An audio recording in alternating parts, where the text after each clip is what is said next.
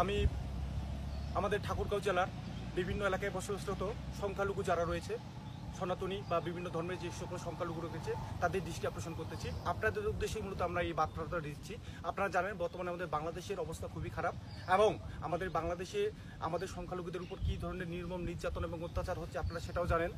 আর ইতিমধ্যে সবচেয়ে দুঃখজনক যে বিষয়টা, আমাদের প্রত্যেকটি সংখ্যালঘু যে গ্রামগুলো রয়েছে সেই গ্রামগুলো থেকে আমাদের যে পরিবারগুলো রয়েছে তারা কিন্তু দল বেঁধে দেশ থেকে ভারতে যাওয়ার প্রস্তুতি নিচ্ছে এবং অনেকজনে কিন্তু চলে গেছে।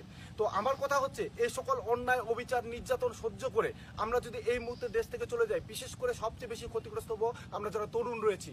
কারণ আমরা এখন স্টুডেন্ট, আমাদের অনেকেই গ্রাজুয়েশন, আমাদের কোনো ভবিষ্যৎ নেই, আমাদের বাবা মাদের কিন্তু কোনো ভবিষ্যৎ নেই। আর সব থেকে বড় কথা, অন্যায়কে স্বীকার করে অন্যায়ের বিরুদ্ধে প্রতিবাদ না করে আমরা যদি এই দেশ থেকে চলে যাই তাহলে সেটা আমার মনে হয় যে অনেক বড় একটা ভুল সিদ্ধান্ত হবে।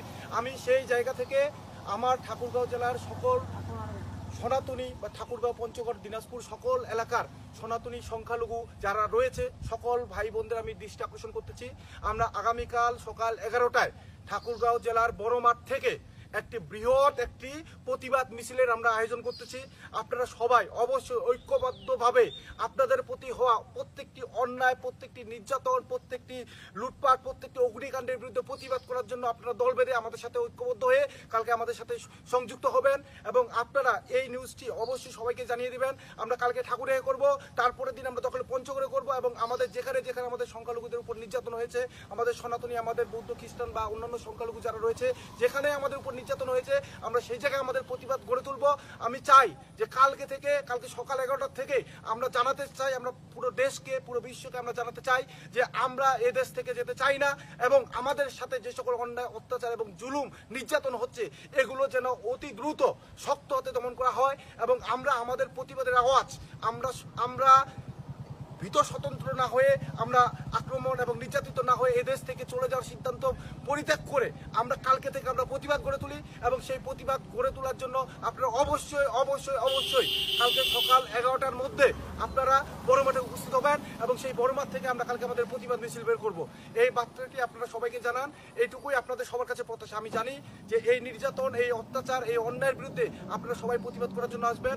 সেই আহ্বান রেখে আমি শুধু আমাদের সংখ্যালঘু না, আমাদের নির্যাতন বা আমাদের অত্যাচারের উপর যারা আপনারা প্রতিবাদ করতে চান আপনারা সবাই আসতে পারেন। আমরা কালকে সকাল 11টায় বড় মাঠ থেকে আমরা বড় রকমের একটা প্রতিবাদ মিছিল বের করব।